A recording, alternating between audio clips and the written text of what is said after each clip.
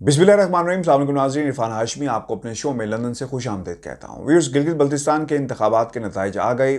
कौम ने किस जमात को कबूल किया और किस बयानी को रद्द किया, ये भी पूरी कौम के सामने है। बाज़ लोग ये कहते हैं कि गिलगित बल्तिस्तान की सियासत को कौमी सियासत के साथ जोड़ना बिल्कुल गलत है, यानी जो मेन स्ट्रीम सियासत है हम इसे नहीं जोड़ सकते, चूँकि गिलगित बल्तिस्तान के हालात मुख्तलिफ हैं, यहाँ के मसाइल मुख्तलिफ हैं और यहाँ की जोग्राफ़ी मुख्तलिफ है। लेकिन व्यूअर्स, यहाँ पर जो मंसूबे चल रहे हैं और जो मंसूबे मुकम्मल हो रहे हैं, इनका ताल्लुक पाकिस्तान की तरक्की के साथ है, पाकिस्तान की सलामती के साथ है, पाकिस्तान के मुस्तकबिल के साथ है। लिहाजा इस खित्ते को हम पाकिस्तान की मेन स्ट्रीम जो पॉलिटिक्स है और जो मुस्तकबिल है पाकिस्तान का, इससे अलग नहीं कर सकते। पाकिस्तान की आवाम ने क्या सीखा और पाकिस्तान की सियासी जमातों ने क्या सीखा, ये बहुत ही इम्पोर्टेंट सवाल है। व्यूअर्स, आपको याद होगा कि सबसे पहले पाकिस्तान पीपल्स पार्टी ने गिलगित बल्तिस्तान में जाकर डेरे लगाए और ये पाकिस्तान पीपल्स पार्टी का कारनामा है कि उन्होंने मुस्लिम लीग नून को भी मजबूर किया, यानी जो बेन क़यादत थी पाकिस्तान मुस्लिम लीग नून की, कि वो भी वहाँ पर जाए और कैंपेन करे। चूँकि ये बात ज़रूर मुतादिद बार हमने अपनी वीडियोज़ के अंदर भी आपके साथ शेयर की कि पाकिस्तान पीपल्स पार्टी की कोशिश थी कि वो किसी तरह मुस्लिम लीग नून को भी कहीं ना कहीं जो है वो चोट पहुंचाए और इसमें वो लगे रहे। तो इसलिए पाकिस्तान मुस्लिम लीग नून की क़यादत को भी वहाँ पर पहुंचना पड़ा। और गिलगित की आवाम ने कभी भी ऐसा नहीं हुआ कि जितनी अहमियत इन इलेक्शंस को इस दफ़ा मिली है, 2010 में भी ऐसी अहमियत नहीं मिली, 2015 में भी ये अहमियत नहीं मिल सकी। लेकिन media coverage point of view से तमाम टीवी चैनल्स भी वहाँ पर मौजूद थे और लीडर्स भी वहाँ पर मौजूद थे, क्योंकि इसको एक कौमी इलेक्शन कंसिडर किया जा रहा था। बिलावल भुट्टो जरदारी के लिए ये इलेक्शन इसलिए इम्पोर्टेंट था कि उनका एक राब्ता आवाम के साथ दोबारा बहाल हुआ। पंजाब के अंदर पाकिस्तान पीपल्स पार्टी की सियासत मुकम्मल तौर पे ख़त्म हो चुकी है, तो उन्होंने कोशिश की कि किसी तरह ये राब्ता दोबारा बहाल किया जाए, क्योंकि फ्यूचर पाकिस्तान पीपल्स पार्टी का बिलावल जरदारी हैं। और दूसरी तरफ मुस्लिम लीग नून की भी ये सूरत हाल थी कि किसी तरह ये राब्ता दोबारा बहाल किया जाए, वो बयानिया जो लंदन से चला, इस बयानी को आवाम के सामने रखा जाए, पेश किया जाए। और एक इम्पॉर्टेंट चीज़ ये है कि मुस्लिम लीग नून ये भी चाहती थी जानना कि अगर ये बयानिया आवाम के सामने हम लेकर गए इलेक्शन कैंपेन के अंदर, तो क्या नताइज मिलते हैं। ये भी इस इंतखाबात में जो नताइज आए इसके बाद ये टेस्ट केस और जो रिज़ल्ट सामने आए हैं, अब ये मुस्लिम लीग नून पे बहुत वाज़ेह हो गया है कि आवाम क्या चाहती है और उन्होंने इस बयाने को मुकम्मल तौर पर मुस्तरद कर दिया है। व्यूअर्स, लंदन की खबर ये है कि मुकम्मल तौर पर सन्नाटा है। कोई ट्विटर पर आपको किसी किस्म का कोई बयान नज़र नहीं आएगा, कोई पैगाम नज़र नहीं आएगा। मैं नवाज़ शरीफ साहब के ट्विटर अकाउंट को चेक कर रहा था और कई घंटों से चेक कर रहा हूँ, तो आखिरी जो ट्वीट वहाँ पर किया गया वो 2 दिन पहले का था और फिर नवाज़ शरीफ का एक पैगाम था जो इलेक्शन से पहले जारी किया गया इस ट्विटर अकाउंट पे। इसके अलावा आपको कोई भी पैगाम, कोई भी बयान यहाँ पर नहीं मिलेगा। लेकिन जो ख़बर आज यहाँ पर गर्दिश करती रही वो आसिफ अली जरदारी और नवाज शरीफ के दरमियान टेलीफोनिक राब्ता था जो किया गया और आइंदा का लाएमल तय करने के हवाले से कहा गया। लेकिन इंपॉर्टेंट चीज़ ये है कि लंदन के अंदर ये गुफ्तगू हो रही है कि आइंदा का लाएमल क्या होगा, पीडीएम के प्लेटफॉर्म से, और धरने किस तरह दिए जाएंगे। सेनेट के इलेक्शन आ रहे हैं और जो दावे किए जा रहे थे कि हुकूमत जाने वाली है, नवंबर ख़त्म होने वाला है और दिसंबर में ये हुकूमत घर चली जाएगी, इस तरह के बयान, तो उनका क्या होगा। तो लाएमल तय किया गया है और गिले शिकवे आज की टेलीफोन जो गुफ्तगू हुई इसमें की गई।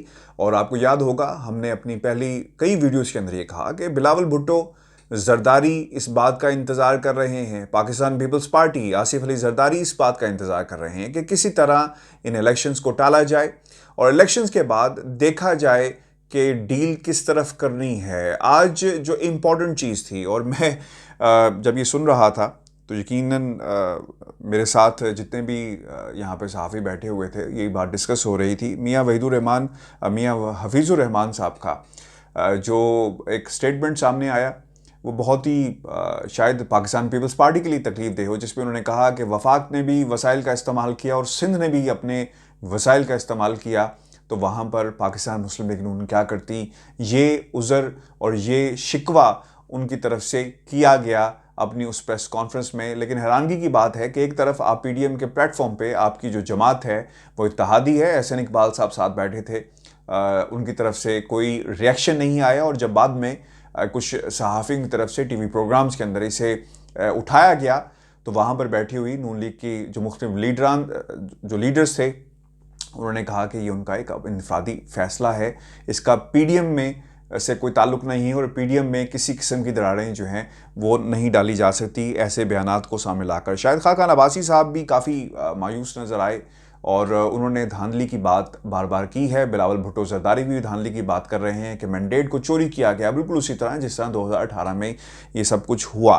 बिलावल भुट्टो साहब ने धांधली की बात की है।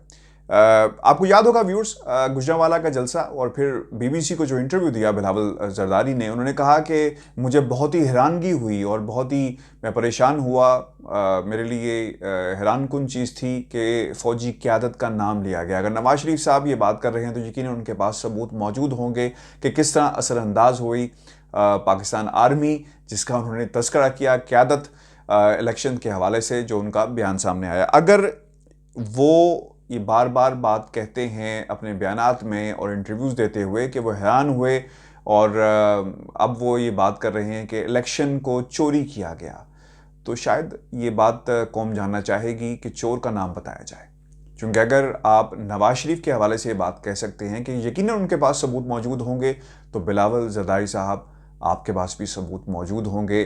चोर का नाम कौम के सामने रखना चाहिए। धरने देने, एहतजाज करना, और अगर ये वाकई धांधली हुई है तो सबूतों के साथ प्रॉपर प्लेटफॉर्म पे जाके अपना केस कंटेस्ट करें और बिल्कुल उसी तरह जिस तरह आईन इजाज़त देता है, कानून इजाज़त देता है धरनों से, और जिस किस्म की आप सियासत करना चाह रहे हैं इससे कभी भी ना आवाम को फ़ायदा पहुंचेगा ना ही जमहूरियत को फ़ायदा पहुंचेगा। व्यूअर्स, महकमा एंटी करप्शन पंजाब ने नून लीग के रहनुमा राना सनाउल्लाह, ख्वाजा आसिफ, राना मशहूद और राना मुबशिर समेत 37 सियासतदानों के खिलाफ तहकीकात की मंजूरी दी है, जिसमें लैंड ग्रैबिंग हमेशा से एक मसला रहा है और करप्शन के इल्ज़ामात हैं इन तमाम लोगों के ऊपर। तो नून लीग के लिए मज़ीद मुश्किलात जो हैं वो हमें नज़र आ रही हैं। दूसरी तरफ जो इम्पॉर्टेंट चीज़ है बिलावल का बयान, ऑब्वियसली अगर my election has been stolen, I will be join the people of Gilgit Baltistan in their protest, अगर ऐसा है तो सबूतों की बात उन्हें करनी चाहिए, खुसूसन उस वक्त जब वो दूसरी जमातों को सबूत पेश करने के हवाले से कहते आए हैं। व्यूअर्स, आज दूसरी इंपॉर्टेंट चीज़ जो ख़बर है वो डॉक्टर अदनान का ट्वीट है। बहुत अरसे बाद डॉक्टर अदनान का ट्वीट दोबारा एक्टिव हुआ है। मैंने मुतअद्दिद वीडियोस की हैं डॉक्टर अदनान के ऊपर, और मुझे कल किसी ने ये भी कहा था कि आप उन्हें झूठ की दुकान मत कहा करें, ये पर्सनल अटैक है।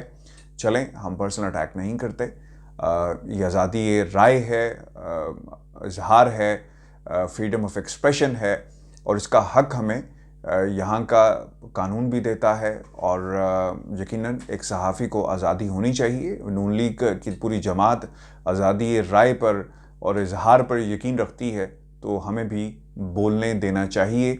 और उस हक के तहत हम आपको बताते चलें कि आज डॉक्टर अदनान ने ट्वीट किया है नवाज शरीफ के हवाले से। वो अपने ट्वीट में लिखते हैं कि head scans and investigation King Edwards hospitals followed by consultation and medical review of treatment optimisation.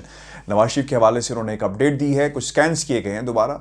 और व्यूअर्स, आपको याद होगा हमने इस पर एक पूरी टाइमलाइन आपके सामने रखी है, किस तरह बीमारी शुरू हुई नवंबर में और फिर एकदम धड़म से उस टाइमलाइन के ऊपर ही बीमारी को हमने आपको गिरते हुए दिखाया, और फिर खामोशी है, तस्वीरें मंजर आम पे आती हैं और फिर सियासत शुरू हो जाती है। यही कुछ हो रहा है। और अब दोबारा डॉक्टर अदनान की एंट्री हुई है और मज़ीद ये बयानिया आपको बीमारी का नज़र आएगा, क्योंकि हमने और भी वीडियो की है इब्राहिम राजा साहब के साथ। उन्होंने मुझसे पूछा था कि इरफान क्या सूरत हाल है लंदन में, तो मैंने उन्हें बताया था कि टेस्ट यहाँ पे आपको होते हुए नज़र आएंगे और आपको इस तरह की और ख़बरें भी नज़र आएंगी, क्योंकि वीज़ा एक्सटेंशन और ऑब्वियसली टाइम करीब आ रहा है, तो अब उन्हें ज़रूरत पड़ेगी इस बयानी की। तो doctor Adnan once again is very active. Viewers, जाते जाते एक छोटी सी खबर, इस पर भी हम तबसरा करते चलें। इस वक्त फैज़ाबाद की जो सूरत हाल है, इस्लामाबाद यकीनन मुकम्मल लॉकडाउन की सूरत हाल थी, ब्लॉक हुआ था और लोगों को काफ़ी मुश्किलात का सामना रहा। खादिम रिजवी का एक एक जो पैगाम था, एक साउंड बाइट जो है किसी ने काट के यानी उसे एडिट किया और एक ट्विटर अकाउंट पे मैंने देखी कि फिर मैं भी ना दसांगा पंजाबी में उन्होंने कहा कि मुझे किसने भेजा था। तो ये हालात हैं हमारे सियासतदानों के, और इसी रविश के ऊपर आपको खादिम हुसैन रिजवी साहब भी चलते हुए नज़र आएंगे। जिस कॉज के लिए गए थे, हुर्मत रसूल पे जान भी कुर्बान है। हमारे माँ बाप आका दो जहां हज़रत मोहम्मद मुस्तफ़ा सल्लल्लाहु अलैहि वसल्लम की हस्ती पे कुर्बान, हम सब कुर्बान। जब आप इतना बड़ा कॉज लेकर सड़कों पे आते हैं तो इससे बड़ा कोई कॉज नहीं हो सकता। ज़िंदगी का मकसद हल हो जाता है। और लेकिन जब इस किस्म के बयान आए कि मैं फिर दस दांगा कि मैं किदे कहते आया, तो आई थिंक कि इस किस्म के बयानात और इन्हें कोट किया जाए और फिर पॉलिटिकली इनको यूज़ किया जाए, जिस तरह किसी ट्विटर अकाउंट पे इसे इस्तेमाल किया गया था और कहा गया कि इंशाल्लाह भी मज़ीद और लोग बोलेंगे।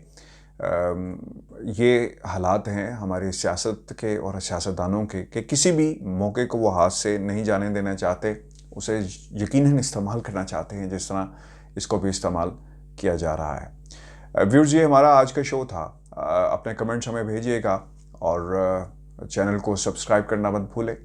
मुझे लंदन से इजाज़त दीजिए। अल्लाह निगहबान।